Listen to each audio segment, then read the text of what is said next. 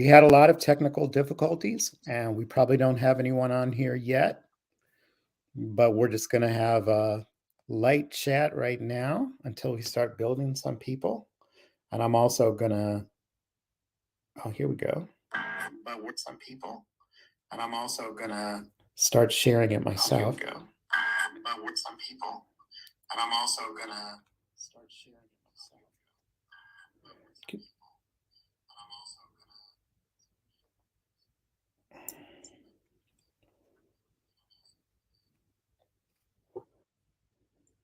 Okay, we got people coming on. So let's go ahead and start. Hey, everybody. I'm Tom Pedroni. Welcome to the Deeper Grassroots Effect. And we want to apologize for the late start. We had technical difficulties again, but we muddled through it and finally got on. We have two guests today. The second one will be joining us in just a few minutes. Our first guest who's with us today is Elena Harada. And I'll let her introduce herself in just a moment, but I want to say a little bit about the topic. So as those of you who have watched a few of the episodes know, the focus of the Deeper Grassroots Effect is on making connections between predominantly Black communities across the state. We've learned that that can be an effective way, if you have these coalitions among different cities, to resist a lot of the efforts of state government, and it seems to be the same whether it's Republicans or Democrats, in disrupting people's movements for power and control over their cities and over their school boards. For today, the focus is going to be again on the District 8 race. And as many of you know, District 8 is a newly carved district with new boundaries. It includes four larger communities or cities, which is Flint, Saginaw, Midland, and Bay City, and a lot of the rural and urban conglomerate areas around it as well. It's a district that is considered to be right in the middle of all districts in the United States in terms of its relative conservativeness or liberalness, both of which are terms I'm not crazy about, but what that basically means is that in terms of its voting electorate, that it stands right in the middle of all districts in the Congress in terms of its degree of conservativeness or liberalness. In other words, it's a highly contested district between Republicans and Democrats. And there could be more candidates, but we know of three candidates so far. We know that Mayor Neely recently threw his hat into the ring. He's the latest addition. A couple of weeks before that, Kristen McDonald Rivet joined the race, announced her candidacy. And a few weeks before that, Pamela Pugh, who had been a candidate for the U.S. Senate, after Kildee announced that he was withdrawing, resigning, she was actually the first person to formally announce for her candidacy for that position.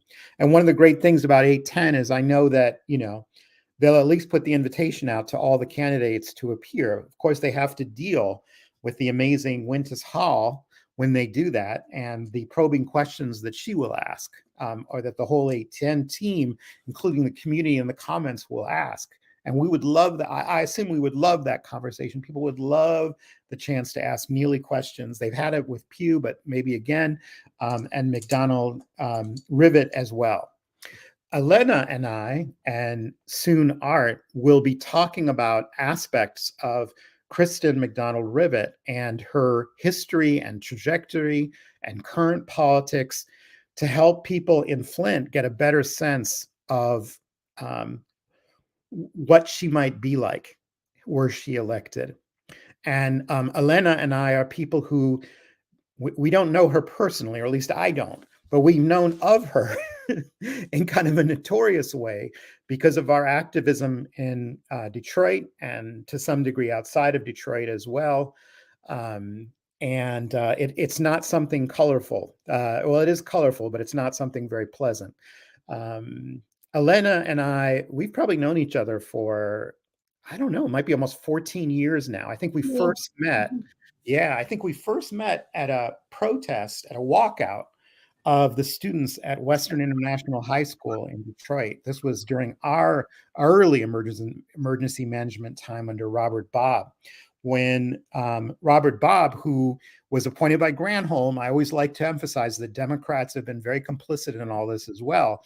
Granholm met Robert Bobb, the first Detroit Public Schools emergency manager, at the Obama inauguration, and they were introduced to each other by Eli Broad.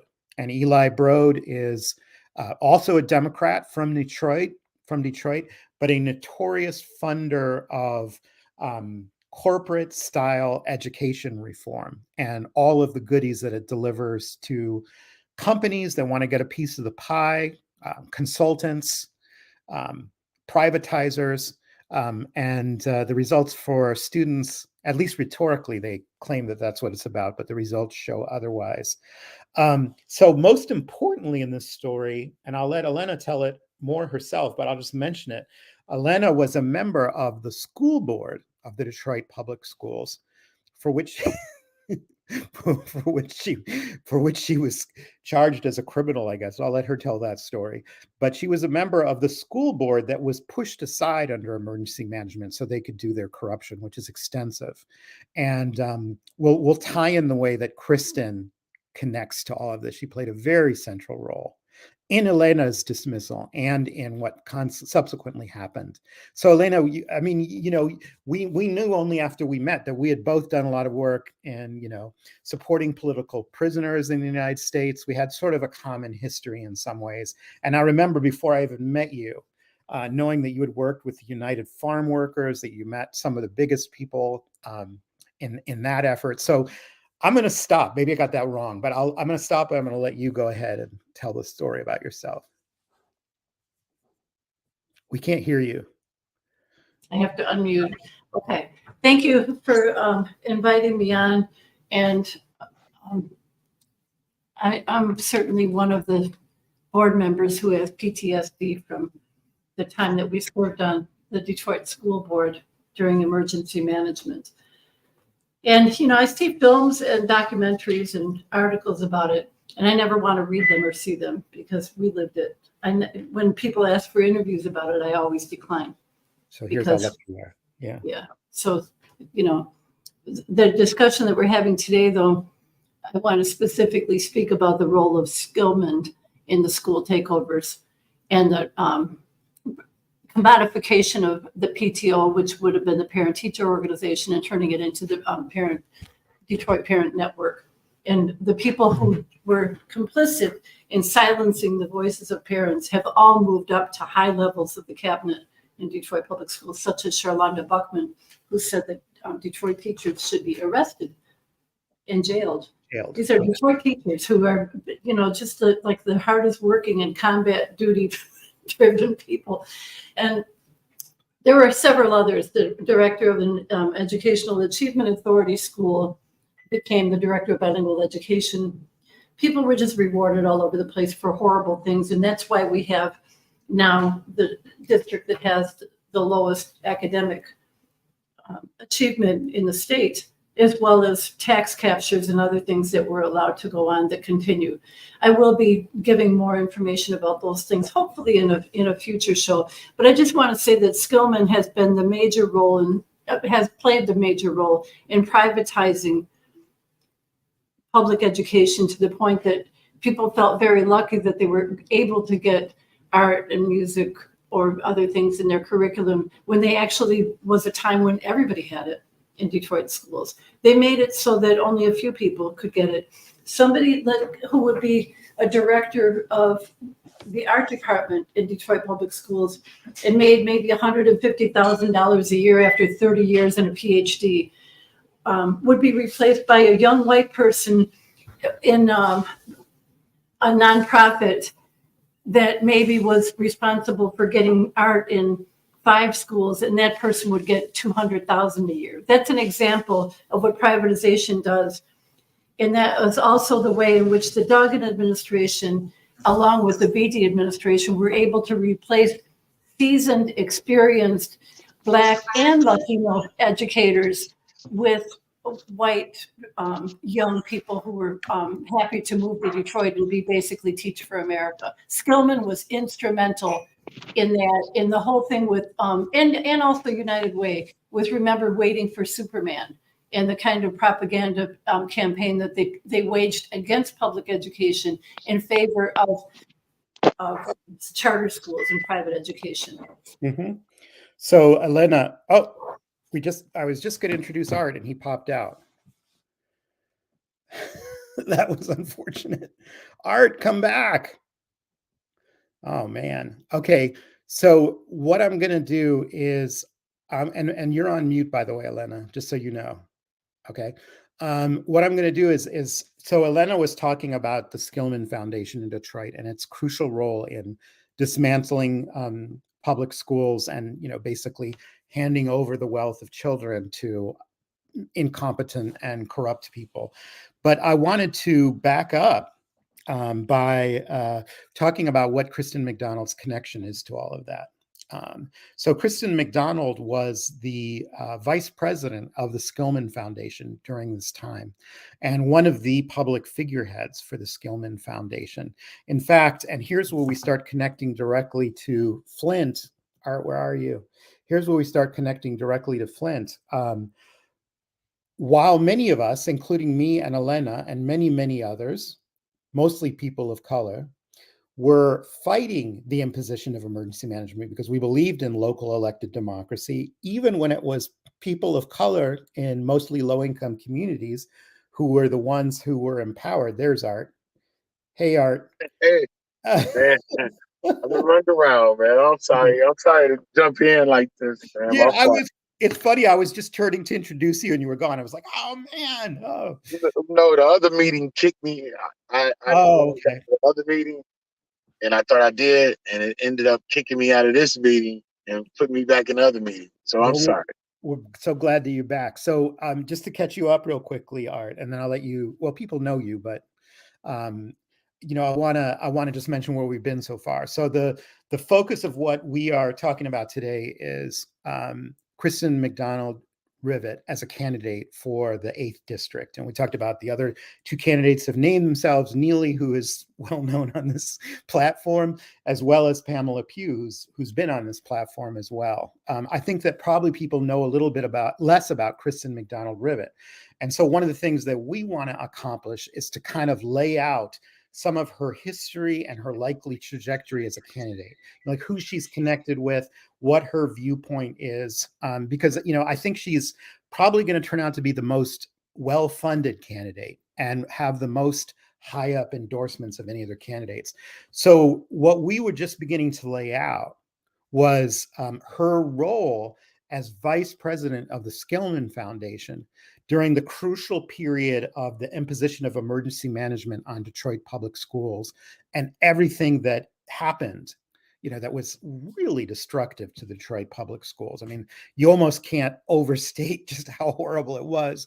We'll get into some of those details. But, of course, Black children paid the price. There have never been any reparations or anything like that. And Skillman somehow still hangs on to its supposedly good name and is still a player in the public arena.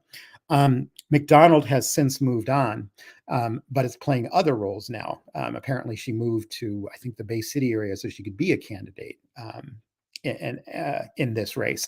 But so Elena was a member of the Detroit Board of Education that was displaced when the first emergency manager law, PA4, was made into law. And just to take us back to that moment, not only was Kristen McDonald the vice president of the Skillman Foundation, and we'll talk a little bit about what it was that she did in that role, but she also went to testify for PA4 when it was being considered in the legislature. And of course, PA4 was the law that when voters turned against it, when voters voted it out, they immediately came through with PA 436. And both of these then are connected not just to emergency managers in Detroit public schools, but to Flint and its poisoning, but really to all other communities, any community that was facing things that could set off state emergency management, like supposed budget deficits, like supposed poor performance in schools.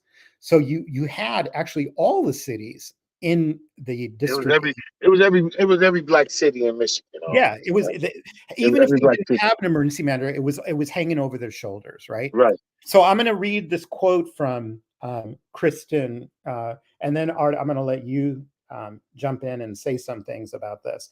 But so, the context here again, really quickly, is that, we had been fighting emergency management tooth and nail, and a very, let me just lay this real quickly for your listeners. So basically this all led to the emergency management. So it's an important story, but I'll tell it quickly. When Jennifer Granholm, Democrat, who met the first emergency manager at Obama's inauguration, when Robert Bob took over Detroit Public Schools, we were under a weaker emergency manager law. It was called the Emergency Financial Manager Law.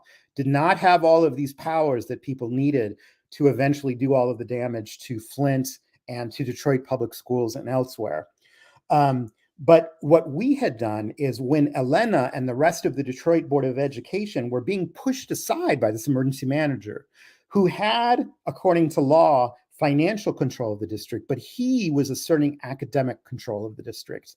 And he was saying anything that a penny touches has a financial impact, so therefore I control everything, including academics. And so there was the elected board, which no longer had access because of the emergency manager's power over finances, needed to take the emergency manager and the state to court for not respecting their control over academics. But they didn't have access to their own attorneys, so they had to get pro bono attorneys. This is part of how I got connected to Elena. The pro bono attorneys turned to me to be a pro bono researcher for the elected board side as we were fighting. And the amazing thing is, through a lot of really hard work, and I helped to bring in the person who did the expert testimony. She came in from Chicago, Pauline Littman. We won. And the judge, Wendy Baxter, recognized that the elected board was to have control over academics. But they didn't want that for a lot of reasons. And one was because they wanted their person, Barbara Byrd Bennett, recent felon who just got out of prison, to have control over academics instead. And she engineered the largest textbook contract in history with her immediate past employer when she got to DPS. She was being investigated by the FBI and then was hired in at the Chicago Public Schools. And in the Chicago Public Schools, she got so reckless with her corruption that she was easily caught. She was using children's money to subsidize her gambling habit. And she served a multiple-year term in prison. If I may here? Yeah. If I may interrupt here, it is important to note that Chicago still had media that covered the schools, unlike Detroit, which covered up the schools. And we had gone to we went to Barbara McQuaid, FBI, Holder, and begged them to investigate the theft by the emergency managers of Detroit Public Schools money. We begged them to do it. Remember this, that was a Democratic administration.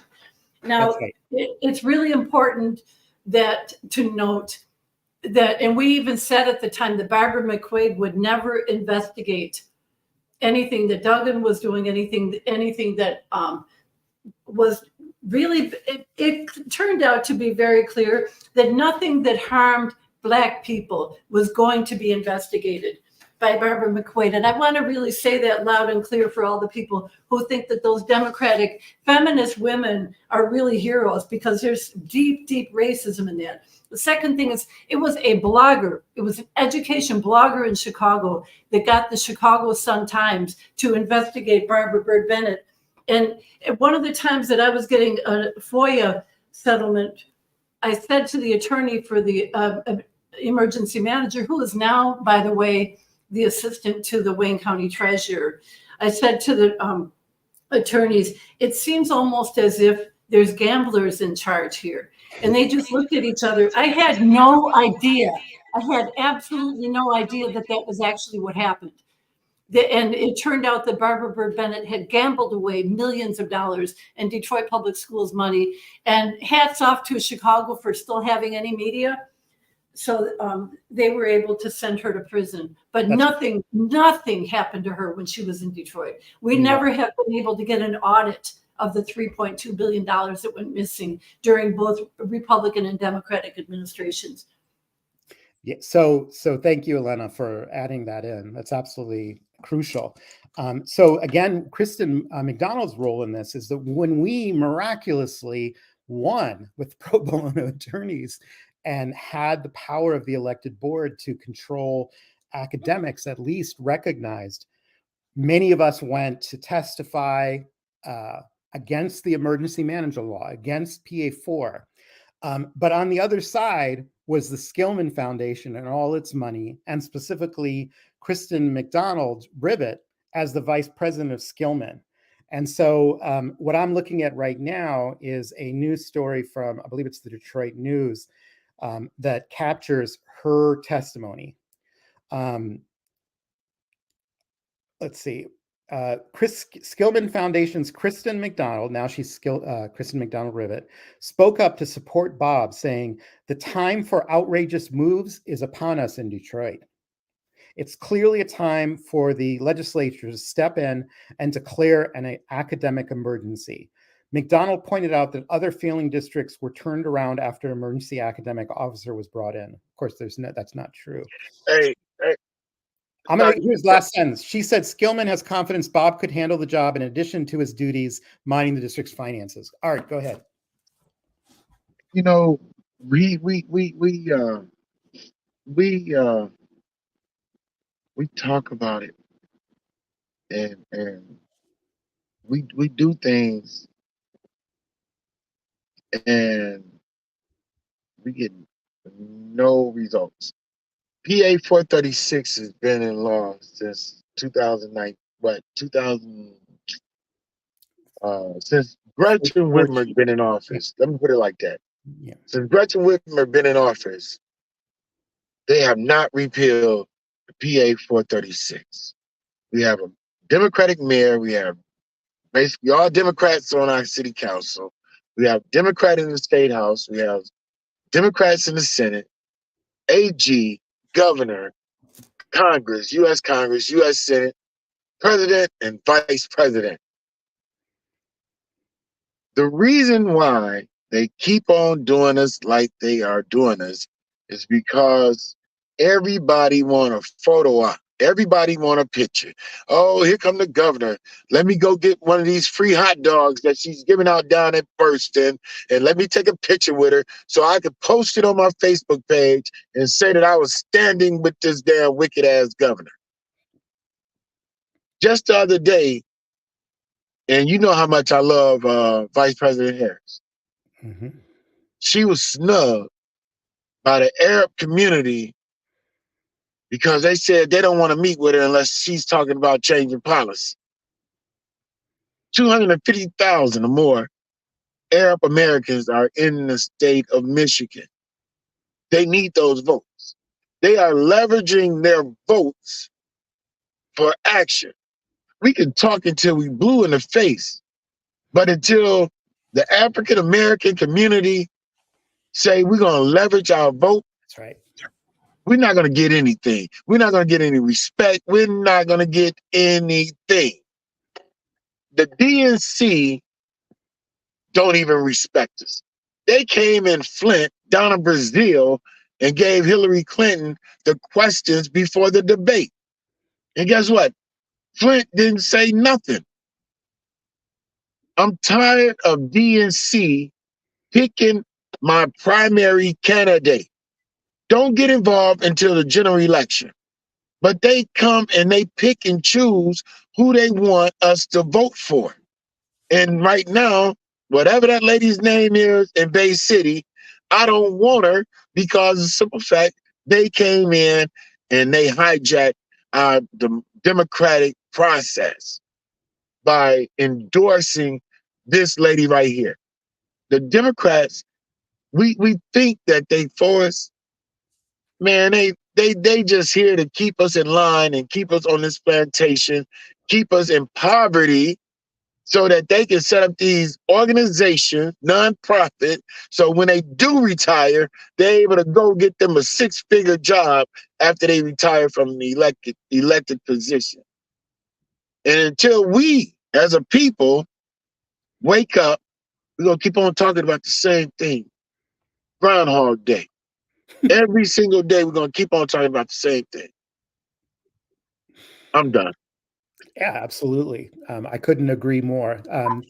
Elena, I would like to say that in these elections, we see people turn up who have been around politically for a long time. There was a tiny handful of people, a small handful of people that went to our Detroit school boards meetings, that organized across the state. And there were times when those of us who were on the school board in exile traveled to Saginaw, traveled to Lansing, traveled to Benton Harbor, Inkster, Muskegon Heights, to meet with the other people who were basically under the same siege by the state. Every one of those was Black school districts. Pamela Pugh was with us for every bit of that. So there's two parts to this discussion. One is there was a person who was very complicit and made a lot of money and got a lot of press. And there was a person who battled in the trenches with us, got no kind of glory, and then was elected to the State Board of Education. And that's Pamela Pugh. And the reason that I'm here talking to you about this is because I am a participant and a witness in the struggle for public education in Michigan. It has not ended because they're still looting our Detroit public schools and our Detroit library through tax captures. But the idea that somebody like Pamela Pugh, who is so completely well versed in the issues of education, the issues of governance are what's so central to this. The right of the public to be able to pick our representatives was absolutely destroyed under emergency management.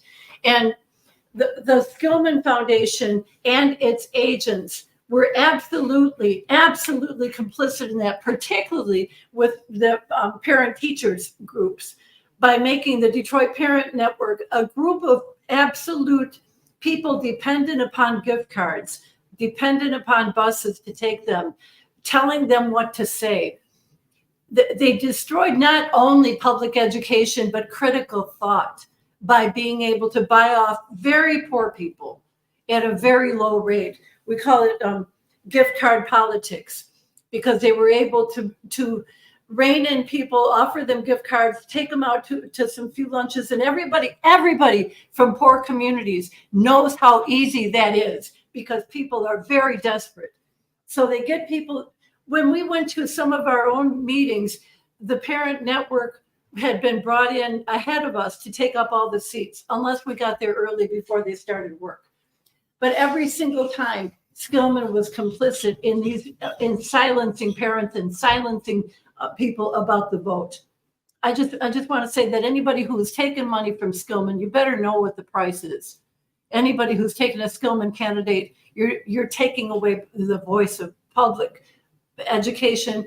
And for those of us who are from these poor communities, that's all we have. That's all we have is our right to vote. The only thing that makes things equal in schools is our right to vote.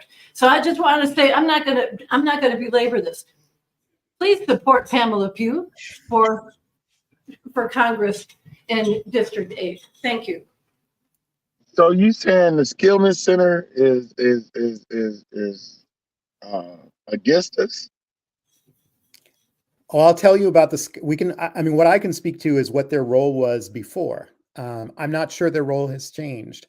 But in Detroit, if against us means against the interests of Black people, they were absolutely central to destroying both Black governance in the city, or democratic governance, you could say, and in destroying the educational futures of Detroit's school children. So when they came in with the power of the emergency manager, they rolled out this initiative called Excellent Schools Detroit.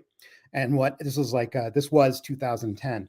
And what Excellent Schools Detroit did, first of all, is it called for the abolition, that's the word they use, the abolition of the elected board.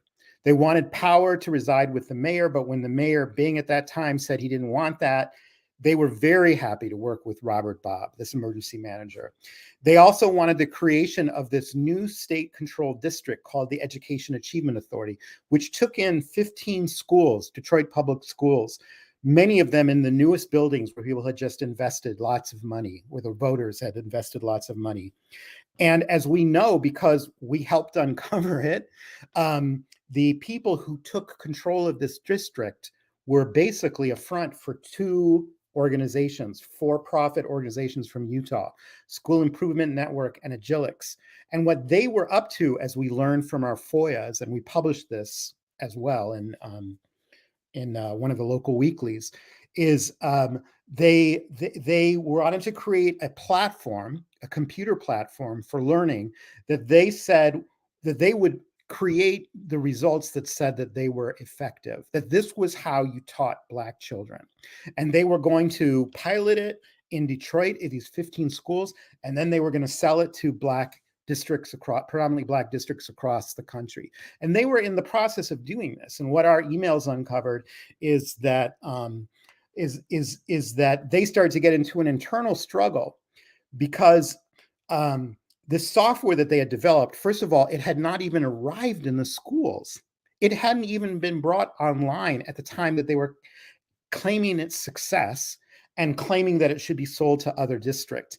And they basically had a development arm and a research arm. And the development arm was already selling it, or the marketing arm was already selling it to other districts, including Paducah, Kentucky.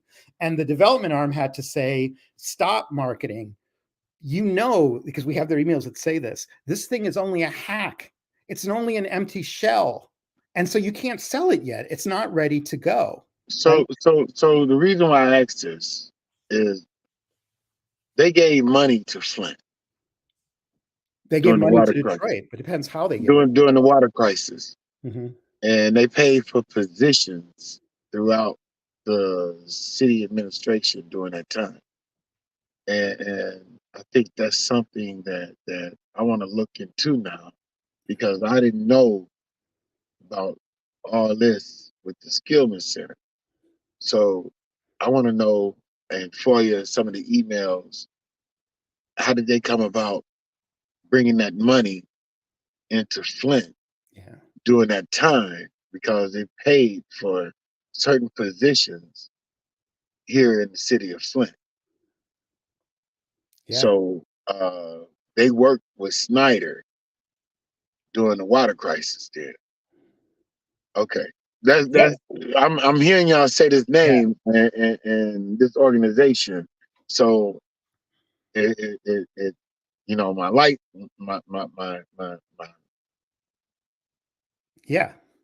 thoughts is like, all right, so why were they here in Flint and they in Detroit?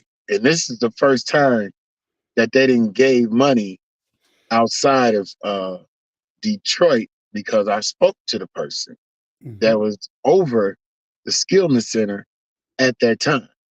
Was it Carol Goss? No, it was David McGee. Okay. I think he was an executive with them. Yeah. Yeah. I mean, they called on schools that weren't testing well to be closed down. You know, Detroit closed 200 of its 300 schools.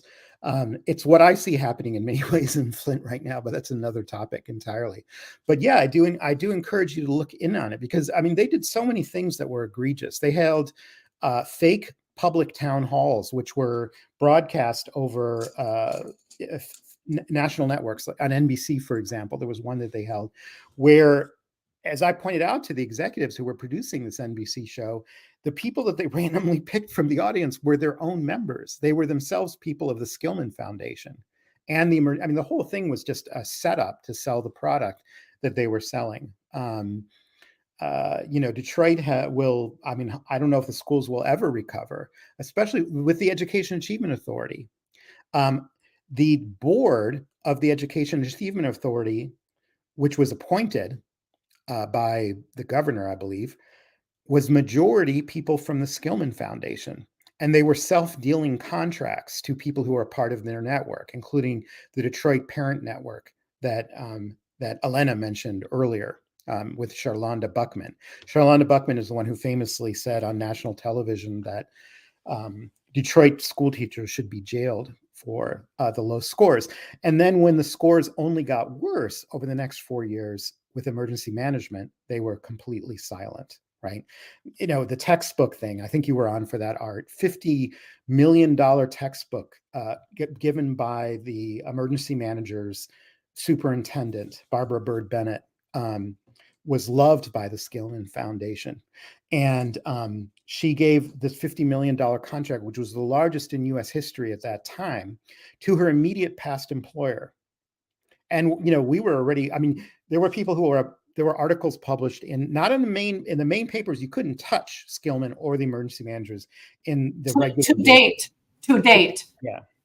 Even I, as a professor, couldn't get anything in. I mean, I eventually got in an op-ed, but it was only after an incredible fight. But there were people in some of the more fringe things who were talking with people who helped develop this supposed $50 million curriculum tailored to Detroit public school students, who were like, man, we were out eating goat at 4-star Michelin restaurants in Detroit at roast on the dime of the Detroit public school children.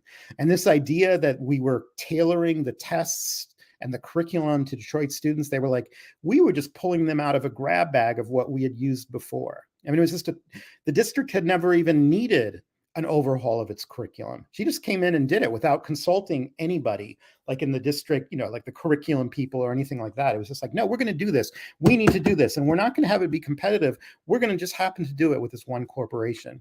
And you might have missed this, but she then became the CEO of the Chicago Public Schools and spent several years in prison because she continued her corruption over there. Yeah. So, but let's try to bring it back a little bit. Go ahead, Elena. If I could just mention also the role of privatizing the curriculum. One of the things that so destabilized Detroit students, because even if you had a really mediocre curriculum and you used it year after year, which was actually the case for so many years, students wouldn't fail, but they would fail when you change the curriculum every year and threaten teachers with having to implement all these new and different things, because every single emergency manager got to spread contracts to their cronies. So each new time that there was a disruption in emergency management, like when they gave us Darnell Early after we actually defeated emergency management, every time a new emergency manager came in, they got to give their cronies the curriculum contracts, the textbooks contracts, which is millions and millions of dollars, with no board to be able to prove anything. We could not approve anything. The person who wanted emergency manager over Detroit also directly or indirectly, very directly caused our children to be molested by people who were not safe to be around them because there was nobody being vetted. We had a city council person go to prison who had started a tutoring program with our students at Frederick Douglass Academy. None of this could have been done without the actions of people who forced emergency management on us. And that's your girl up there that's running. She could be held responsible for children being molested in Detroit public schools because they removed any of the checks and balances that were protecting our children, and we had to watch it go on. We actually went and said, please do not allow this person to be over our children because he's already been known to be a predator. We were given no attention for that. So the person who, the more I'm thinking about the people who are involved in emergency management, they were responsible for untold harm to Detroit students, to Benton Harbor students, to Inkster students, to Flint, to Muskegon Heights. They were responsible for untold harm, not just in the looting of contracts, but in allowing any kind of predator into the schools by removing the people who were elected or who were there through through the normal hiring process. They were all removed so that they could put their cronies in place. And the people who want to do that, the people who want to even Teach for America, what could you be thinking when you're told, come to this Black school district because you're better than any Black teacher that will be in here, even if they have a master's degree and you have nothing? What can you be really, really signing up for when you agree to be Teach for America, when you agree to be Detroit Parent Network, when you agree to any of those privatization schemes that remove people only because they were Black? That was the reason that they removed them. In fact, when the Skillman Foundation put out a multi-million-dollar grant to bring Teach for America, which we call them teaching temps, or something, even where they're temporary workers, with no experience, usually kids, white kids who were given loan forgiveness. Right. They were given loan forgiveness for coming in and replacing credentialed teachers. And they're all still around us. There weren't enough spots. Skillman brought in Teach for America. We didn't have a teaching shortage. And so they had to create the spots. And what they did to create the spots, especially in the EAA, was because they wanted younger, more flexible teachers who would tolerate this buzz platform curriculum that turned out to be, made by these two for-profit companies that we subsequently exposed. They needed young, compliant teachers who would take this and wouldn't, be whistleblowers. They were wrong on that count. But the point is that to put these Teach for America teachers, who were overwhelmingly white, privileged, and so on, had no connection to any sort of urban environment, meaningful connection to people of color in urban environments, Black people in urban environments. They had to make room. And the people who they laid off to make the room, who they fired, first of all, they did so with basically drive-by evaluations, some of which were 2 minutes or less, where an unknown individual, who what his or her credentials were unknown, would show up in the classroom and declare a veteran Black female teacher ineffective within about a minute and a half, and then she could be fired. And so they got rid of a large cohort of mostly Black, most of them female, experienced teachers, so that they could make way for these young people who came in only for 2 years, if they made their 2 years. A lot of them, they were put in a position where they were like, you have a class of 35 kids in one of the poorest communities in the country, and you have huge class sizes, you have no experience as a teacher, you have no experience talking to Black people, being in a community, anything like that. And a lot of them just freaked out and left after a year. But then those teachers left at lunchtime. A lot of them left at lunchtime. Yep. So I want to talk a little bit about Kristen today, and this is where I'm still learning. I'm trying to piece together, I know the Mott Foundation's role in Flint. When I hear about it, I don't know all the contras. I've been doing some research, but they sound very similar to the Skillman Foundation in terms of their willingness or the desire to control a lot of aspects of life in the city in ways that are not at all about ordinary people in Flint, but are all about the new Flint and the vision for that, and who is supposed to live and who is supposed to make money in the new Flint. I did some background research. I found out that 5 people, including Ridgway, who are on the Mott board, are also on the board of U.S. Sugar in Florida, this large corporation, and that Mott's money historically comes from General Motors. But Art, is this something that you're able to speak to as well? Because I know that Kristen is of that ilk, and what I'm searching for is possible connections. I mean, at least she's part of that same sort of philanthropy corporate culture that exists within both the Democratic and the Republican parties in the state, to refashion cities. They're creating a new Flint too, and I mean a new Detroit too. In fact, in Detroit, there was an entity that also created a map with green spaces and all that sort of thing, just like in Flint, and it was headed by Annika Goss, who is the daughter of the Skillman Foundation's president at that time during that era. Art, what do you know about, what do you know about Kristen, and what do you know about Mott that you might be able to share with us? You're on mute. I don't know too much about Kristen, but everything that you're saying is happening in all the African American community. Yes, I mean, Ben Harbor, you have Whirlpool. that's right. Flint, you have Mott. Detroit, you got Dan Gilbert and Skillman. And Illich's. Right. So I mean, it's nothing different, or everything is the same. You just have to find the money. Yeah. The money is Tim Herman down at Chamber. They have their own strategic plan.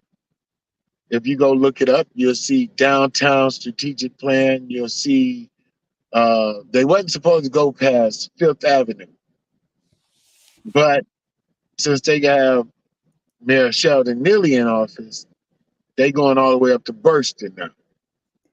Matter of fact, they all the way on the north side because Uptown Redevelopment is the fiduciary of the only African American store. So that's deep Groceries. on the north side. So they planning on taking over the whole city. Here's where the players. June 6, 2013.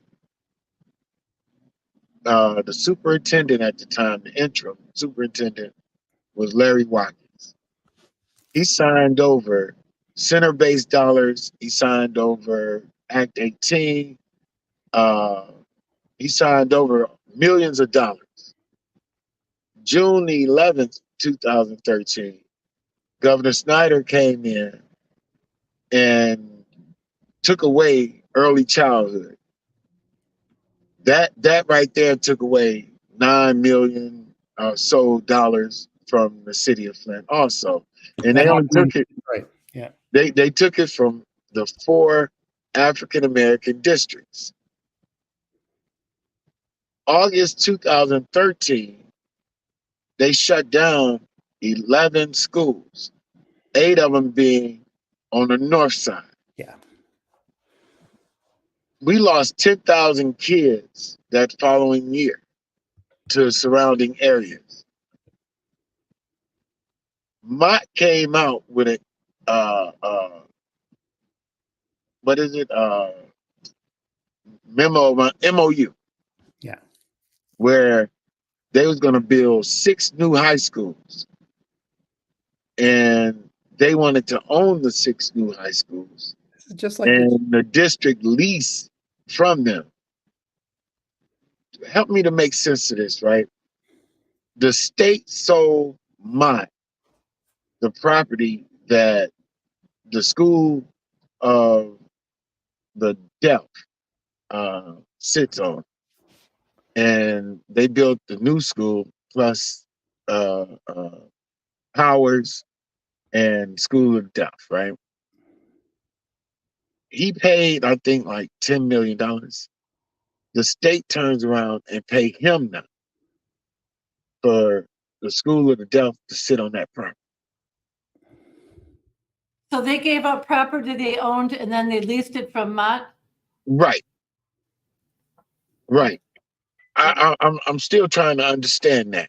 I still do not understand why they did that. Those are And the that type. was under Snyder? Yep, under Snyder. During the water crisis, a lot of things was getting done where they sold Kettering, the Atwood Stadium, for $1. They sold the Genesee Towers for $1. They closed the farmers market and allowed them downtown to That build got a new. privatized? Right. Yeah. So I So mean, you we have the watch it. downtown development authorities doing that. Right. Well, URC, Uptown Redevelopment Corporation, and we sit back and allow it to happen. Tim Herman is the president of the chamber, and he's president of the nonprofit URC. He funnels the jobs and money and everything through the nonprofit to make their money from the chamber. We sit back and we allow it. We sit back and watch it, and no one says anything because they take crumbs. So, I mean, like I said again, we could talk until we blue in the face, but as long as we have people in our community that accept what's going on, is just you fighting against the gatekeepers. We can't never, I was getting ready. I didn't know my meeting was going to take so long because now instead of going after the gatekeepers, I'm going downtown to the Mott Foundation building, and I'm protesting at the Mott Foundation building, and taking it to them. Shut down Back to the Bricks. Oh, they love Back to the Bricks. Oh, they don't want any disruptions during Back to the Bricks. Elena, they have a curfew that excludes how does the curfew work? Do you know, Art? Yeah, you got to have a parent with you in order to go But downtown after 6 o'clock, I think it is. You did can't. you get You have, did you ask the ACLU for help with that? what, the 'Cause they curfew? yeah, they defeated that in Detroit. They did the same thing. Dan Gilbert tried to do that here, and the ACLU defeated it. You know what? For some strange reason, don't nobody want to They don't want to do fight it. anything like that here in the city of Flint. City Well, of you got Flint, the yeah. city of Flint is the only place I know where people can do the same thing that they do over in Detroit and go to jail. Here in Flint, they don't do anything. I mean, y'all was They're talking not going about to jail. They're not y'all going was, to jail. It's y'all was just talking you about know you got to have Barbara. people What's her fighting. name? Yeah. Barbara McQuaid. Barbara Bird Yep. Bennett. Well, Barbara McQuaid Oh with the yeah. FBI. Yeah. Yeah, y'all was Yeah. speaking about her. I mean, she was in office when the water crisis hit the fan. Where is that investigation at? Yeah. Who did she No. look into? Who Right. did she? I mean, what happened to it? Like I said again, we sit back and we think Democrats are for us until we stand up like all the other ethnic groups, the Jews, the Arabs, the Chinese, the Asians, until we stand up, Hispanics, LGBT, until we stand up and quit selling out, we're going to stay in the situation we're in. We're going to keep on having conversations like this because we have too many sellouts in position to where we have to fight them before we can fight the real people. Here's a prime example. 8 people down in Congress is holding the Republican Party hostage. Can't get nothing passed, can't get nothing done, right? Mhm. How is it that 8 people can make Republican Party do what they want when we got a whole caucus of Black African American Democrat down there in Congress, and we couldn't even get the George Floyd bill passed? Yeah. These are the big questions. I mean, we had so few people fighting. I could name them on both hands. I could name all the people that fought us. We were 7 years on our school board without any authority, and then when they did get a school board, they don't use any authority, so it hasn't improved. So, It just gives the appearance that they just remove the Emergency. appearance. They make it look as if they're an elected board, but they're really just puppets. so I let me don't show know. you. I Let me do show you feel. how they puppets here in Flint, right? Yep. I know it's Dr. very Green, discouraging, Dr. but Green, let's Dr. just. Dr. Green and Laura McIntyre, Joyce McNeil. Dr. Green was getting ready to sell all the vacant property and try to get new schools built. Laura McIntyre, from out of nowhere, they started working against her. And she was the president of the Flint School Board. She hit her, and a little squabble happened, right? The prosecutor said, hey, you know what? There's nothing to see here. Mayor Sheldon Neely, who works for Tim Herman and Ridgeway White, They his puppet master. He charged her. They came up with a plan. Dr. Green came up with a plan to where she went back to the school board meeting and they voted Joyce McNeil out as president and Laura out as treasurer.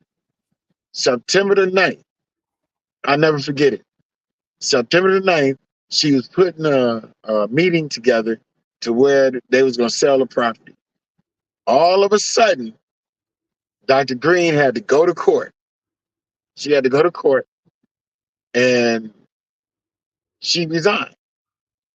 She resigned because she was getting ready to take over. They wanted early childhood back in the school district. She wanted to get rid of the vacant property and she wanted new schools. They had just found $2 million that the city hadn't given back to the school district. They got Act 18 back. They was getting everything back. Now, all of a sudden, Joyce McNeil, who will take a payout, she will be bought. She bought and paid for. They turned around and did that. We see what's going on, but it's just the fact that no one will stand up. Did no one stand up for Dr. Green but Winters Hall, Mickey, Trevor, President Clack. I mean, you can just name on one hand who stood up for her when this happened. Until we get people to stand up in Flint, we're going to keep on running into situations like this to where eventually our city is going to be gone and they doing whatever they want to do. Elena, I remember you used to, I hope you're still there. I see your camera's off.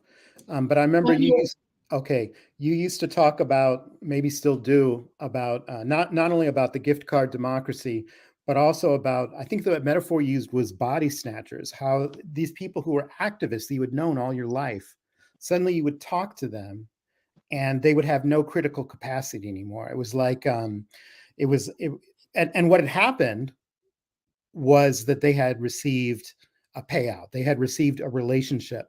They had received a hookup to the foundations or someone else. I mean, art is getting at this too. And it must be harder in Flint because you have to pay off fewer people. A smaller city will have fewer committed activists. So the what it costs to buy off most of them is cheaper than it would in a large city like Detroit. Well, I'll give you an example. I go to a meeting with Detroit Public Schools that's for bilingual parents, and there's probably 50 people in the room, and nobody has any questions. And some of the people in the room are, they have contracts with the nonprofits inside the schools to do student advocacy, but they can't ask any questions. When I said, why is nobody saying anything in here? What's going on? They've dismantled the bilingual education. The people in the room, they're looking right at me. I can tell they're like following what I'm saying. They're people from the community, but they have contracts that they can lose if they question. For example, the district doing these certifications that are like fake certifications for bilingual education. If you question that, I just simply ask a question to the assistant superintendent. So is this a certification that you can take with you to another district? And it got really quiet. And he goes, well, no, it's only for Detroit. But they don't send people to Wayne State anymore because the district doesn't want to pay for people's education. So they make them get this sort of pseudo certification. But if they leave before they've completed 6 years, they have to pay the district back for this. It's like cryptocurrency. So it's a very bizarre time, but the people who are in the room who should be asking these questions are not, because as one of them told me, we have to walk a fine line. Well, what's the point? What's the point of, you're going to do this for the money and the gift cards? But yeah, basically they are. They are, yeah. And the pay, something you said, Elena, that I loved a while ago is you said that there's no money in selling out anymore. Or what you were They've driven the wages way down because there's so many of them. There's so many Right. people willing to do it that, Yeah. it used to be if you were going to sell out, you'd get a decent payoff out of it, right? And you would be one of few, but now it's like, yeah. Everybody. You'd also get But beaten if you don't, you become a pariah, and you become somebody who's like, the eyeballs begin to roll when you walk in the room. Arthur, you probably know what I mean, huh? So the idea that if you raise questions, you can only do that if you're not getting any kind of contract or trying to get a contract, because everything is broken off and privatized. So there's no security. You have to be at the mercy of being liked by the rich guys.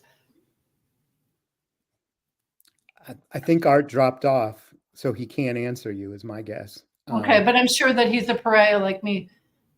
Absolutely, and he always talks about how he'll never be bought. He can't be bought. But yeah, and what strikes me too is the low amount of money for which people will sell out too. It doesn't, because people don't want to be they don't want to be outsiders. Most Right. people don't want to be outsiders. And they want to be at the table, even if they're. And the truth is, there's a lot of people who literally have no questions. Yeah. They don't have any questions. That no matter what's going on, they're not going to argue about it. And I don't know whether it's a form of personal disempowerment, or the idea that you just think that it can't make a difference, or it doesn't make a difference. Why are there why are we allowing the Democratic Party to participate in genocide, to finance genocide? Exactly. Why is that? Everybody's just disconnected, I guess. Yeah. Or the majority are disconnected, or don't want to be, they don't want to be outsiders, I think. Right. I mean, right. I wasn't asking to be always outside of things, but somebody's got to ask questions here. But in terms of our candidates, the other thing is people that have done so much harm to children, particularly, are able to walk around with impunity. They never are stopped anywhere. They're never, remember when Kevin Orr could do that? He could just walk out anywhere. Mm-hmm. I saw Robert Bobb in church, although he did have his bodyguards with him all the time at Mass. But I mean, just the idea that you can do all this harm with absolutely no consequences, I think is a dangerous thing. Yeah. There's absolute impunity. And when people talk about the Detroit public school story, which is what we started out with, all they want to talk about, and this is intentional, is Betsy DeVos. And Betsy DeVos unquestionably played an important role and continues to in the decimation of a lot of things, but including the educational lives of Black children, particularly the ones in public schools. But they never want to talk about the Skillman Foundation and all of the democratic entities, including DFER, Detroiters for Economic Reform, or whatever it is. I never heard of that. Yeah, DFER. They were part of the whole coalition with Skillman, basically. Oh yeah. With what's it called, Ed Trust Midwest. Oh yeah. They were all on the same page, and they had the audacity. Students First, remember that one, Michelle Reed's organization? Yep. They would actually put all of I still have these because I evernoted them. They would put all of their banners, all of their logos at the bottom together, like they were a team. But yeah, Skillman has taken no responsibility whatsoever. People don't know the story. I mean, I'm telling the story in the book I'm writing right now, but people don't know. And it's sort of like by the time you write the book, it's, you're in a different era, Yeah, that's true. Yeah. But it does need to be recorded, for posterity. It does. What?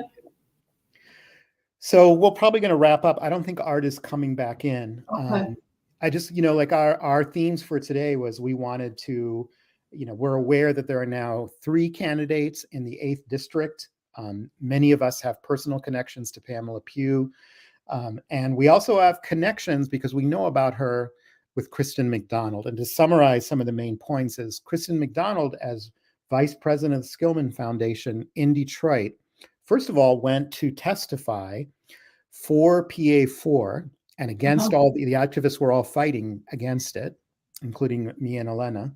And PA4 was the one that the voters across the state repealed, and then they put in PA 436. This is intimately connected to every predominantly Black city, most particularly with Flint. Okay, so she played a crucial role. Skillman was one of the most activist foundations in the state. I'm imagining much more powerful than Mott. And as vice president, she also presided in Detroit over so, teachers, educators out there, this is something for you to hear. She presided over the mass firing of predominantly Black school teachers in favor of young, mostly white Teach for America attempts. Her organization and she called for the abolition of the elected board because I guess she doesn't believe in Black governance, that Black people need to be saved from their electoral choices by state imposition.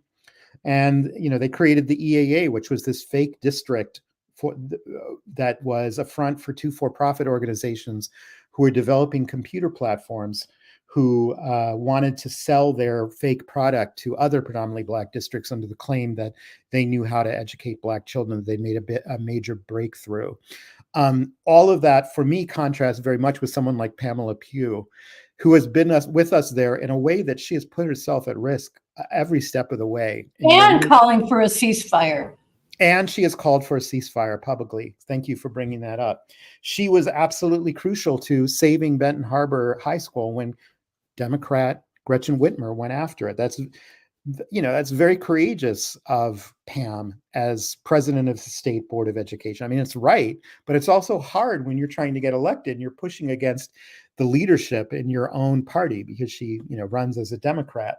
But it's only because of her, people like her reaching out and connecting activists across the whole state who made Whitmer pay the price that she didn't expect to pay for trying to close down Benton Harbor High School.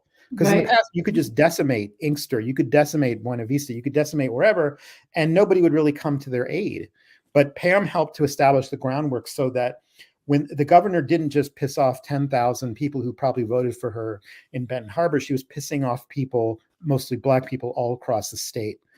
From all of these cities have been previously afflicted, including, most importantly, Detroit and Detroit's political class, who, when they started raising questions about it, Governor Whitman would go places and people would call her out. And, again, Pam was instrumental in all of this. When eventually the organizations like the NAACP and the Urban League at a national level were saying things like, who does this Gretchen Whitmer think she is? What is she doing to this Black community that voted for her? Why is she doing this? And because Governor Whitmer had probably still does, political aspirations for national office, it finally became so expensive to her to go ahead and do this that she relented. And so Pam was central to helping, me and others learn that vital lesson of how to effectively push back. And I just want to connect it to Art, and then I'll give you the final words, Elena, for like a minute or so. Just to connect back to what Art said, a big part of it is Black people, I believe, this is just my perspective as a white person observing from the outside. So, take it with a grain of salt, but not leveraging the significant power they have as a very important part of the Democrats' base and saying, I'll vote for you, but if I'm going to vote for you, you got to put something on the table because you have a long history of promising things and then doing the exact opposite when you get into office. And Art was talking about all the effective ways that the Arab community, the Jewish community, the LGBT community, the Asian community, the Latino community have leveraged their position effectively to get at least some results from democratic establishment. It's the least that people can do. Okay, let's have closing comments. Elena, you want to give us some final thoughts and then we'll say goodbye? I do. I want to, I'm always making an appeal to end amnesia, to end respectability, to end the need to feel that you belong, because the the thing that makes people silent, the thing that makes people feel like they can't say anything or don't have any power, is the sense that you're not worthy. Mm. You are worthy to stand up for yourself. And when you do that, you stand up for the person with no voice. You're never going to be liked and loved by rich white people. And if you are, because you are truly not worthy. It's because you are doing things that are hurting others, because you can only be that rich if you're willing to make someone else poor. And I really want you to embrace the voice that's in your heart and in your head that tells you, I don't think that's right. Or, maybe that $50 Target card isn't worth that. Or maybe I'll be remembered. Maybe I'll be remembered to someone who down the road will say, I saw you fight for me. Yeah. It'll make your life so much more worth living. That's right. If you take the chance to not be liked by powerful people. Yep. I can't tell you how to do that except to really think through the things that are passing in front of you. Ask questions. And if somebody gets angry or uncomfortable, or somebody rolls their eyes at you when you begin to ask questions, you're on the right track. And keep asking more. Keep asking more. All I can say is love yourself enough to not have to be liked by people who don't care if you live or die. That's right. That's right. That's right. That's beautiful. What a beautiful way to wrap things up, Elena. Thank you for that. And Arthur, I know you're out there somewhere. Give him hell. He will. He does. Constantly 24/7. Okay. Thanks, Elena. Thank you, Art. Thank you, Mickey, greatest producer ever, for this time. Thank you, 810, for the platform. Thanks, everybody, for tuning in. And we'll see you next time. Thanks.